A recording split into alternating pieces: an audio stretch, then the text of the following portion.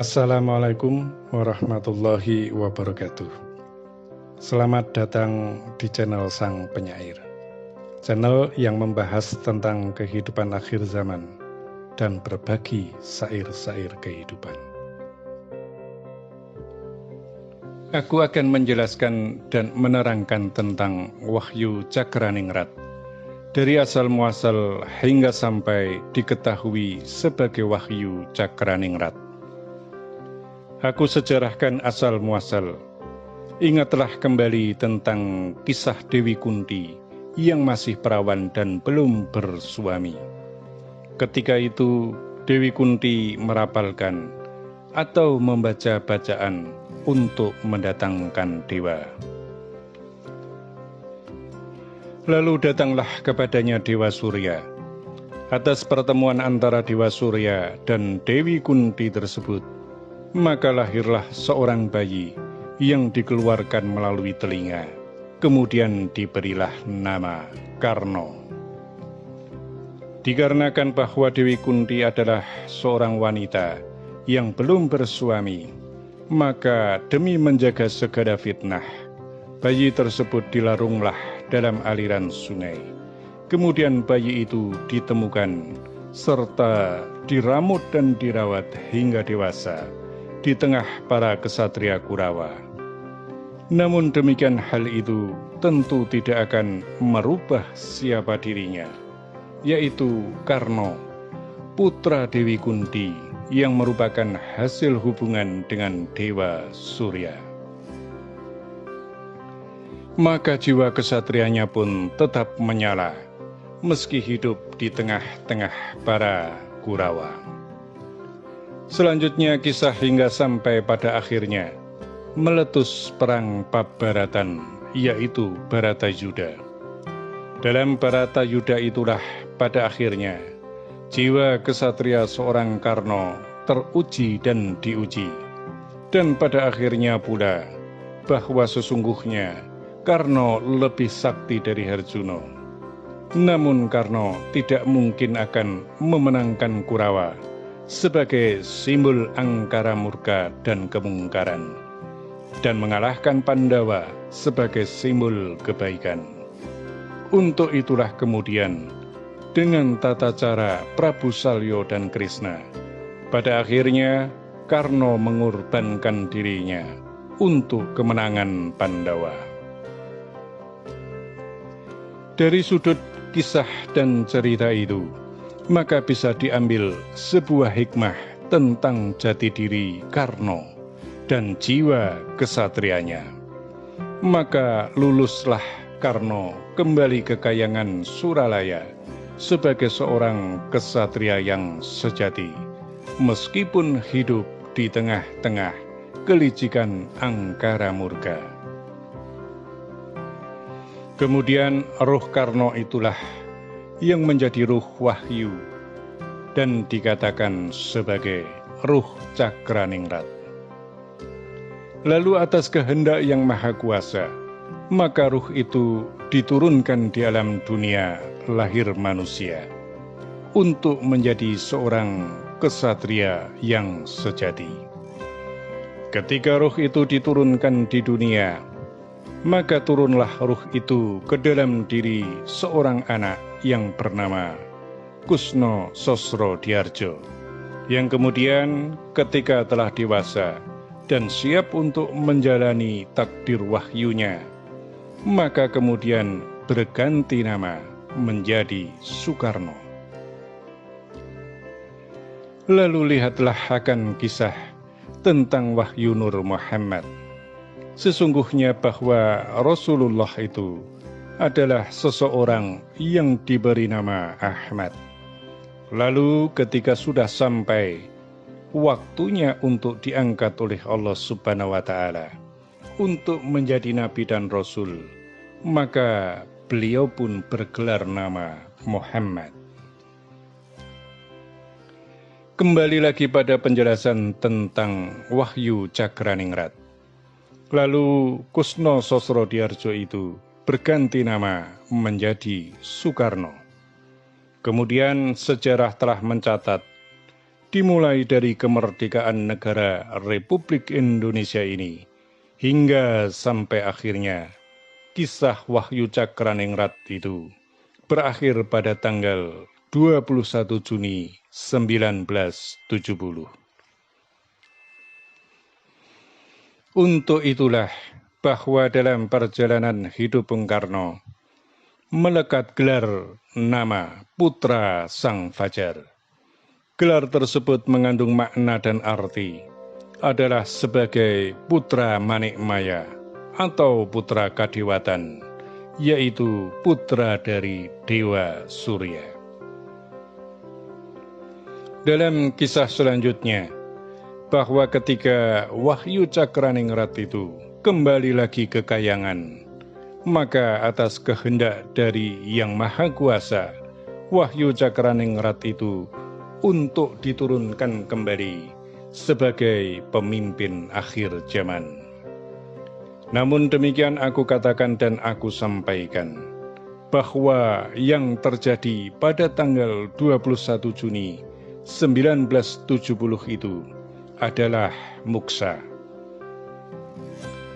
Artinya bahwa atas kehendak Tuhan Yang Maha Kuasa, maka raga dan sukma, ruh dan jasad, kedua-duanya diangkat naik ke Kahyangan tanpa meninggalkan sehelai rambut pun.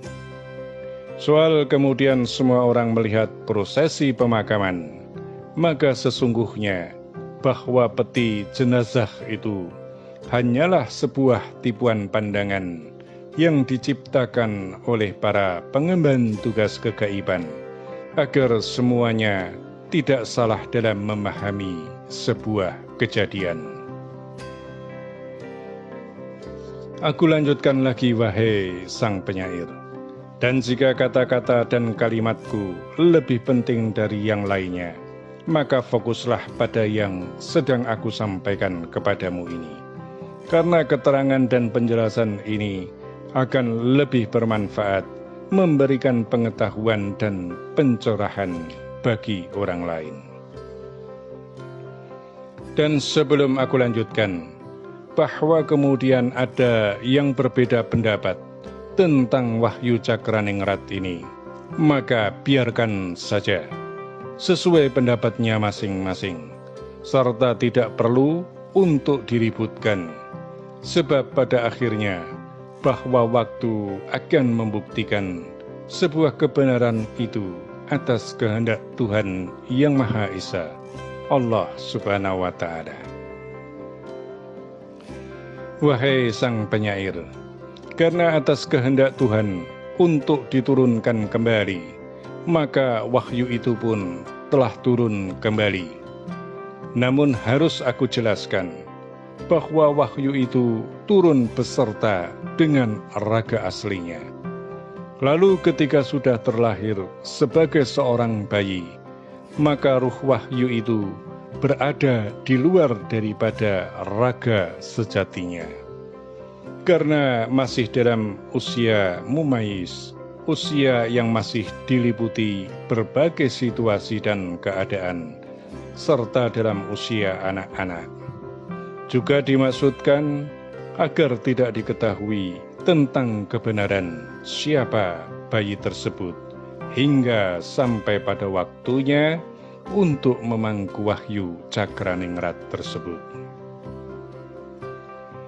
Ketika usia telah menjadi dewasa dan siap untuk menerima ruh wahyu tersebut, maka orang itu pun diperjalankan agar bisa mencapai kebersihan diri dari kotornya kehidupan, serta bisa menerima hikmah dari ilmu kebenaran dan ketuhanan.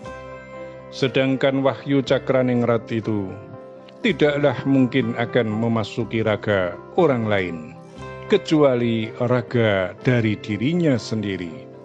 Karena telah aku katakan dan aku sampaikan, bahwa Wahyu Cakraningrat itu adalah ruh wahyu yang dalam kehidupan sebelumnya mencapai gelar Putra Sang Fajar. Maka kelak bila telah tiba masa dan waktunya, maka dia akan disebut sebagai kesempurnaan manitisnya Dewa Surya. Untuk itulah aku katakan dan aku sampaikan, bahwa ruh Cakraningrat itu tidak mungkin akan memasuki raga siapapun, kecuali raganya sendiri. Karena sesungguhnya bahwa ruh wahyu Cakraningrat itu panasnya seperti matahari.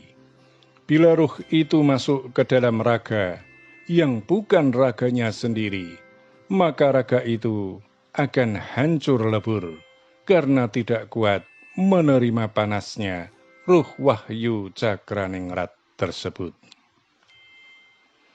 Wahai sang penyair, bila telah tiba masa dan waktunya, maka siapapun orang itu, diberi nama apapun, maka dia akan kembali dengan gelarnya sebagai Sang Soekarno. Karena berarti bahwa orang itu adalah benar-benar sebagai titisan putra Sang Fajar, dan kembali memangku wahyu Cakraningrat sebagai kesempurnaan manitisnya Dewa Surya. Itulah dulu yang aku sampaikan kepadamu, wahai sang penyair. Selanjutnya tentang kelengkapan penjelasan tentang ruh wahyu Cakraningrat itu, biarlah nanti disampaikan sendiri oleh yang bersangkutan ketika telah mencapai waktunya untuk kembali di singgasana dunia sebagai Sang Adil, yaitu Sang Kinasih, Ratu Adil, Imam Al-Mahdi. Wahai sang penyair, tak perlu engkau risau, segala kebenaran itu milik Al-Haq, Allah Subhanahu wa Ta'ala. Dan kebenaran itu sampai kapanpun akan tetap tegak sebagai kebenaran, karena Allah Subhanahu wa Ta'ala akan memberikan bukti sebagai suatu kebenaran. Demikianlah amanah telah disampaikan dan tersampaikan. Semoga bermanfaat dan terima kasih. Wassalamualaikum warahmatullahi wabarakatuh.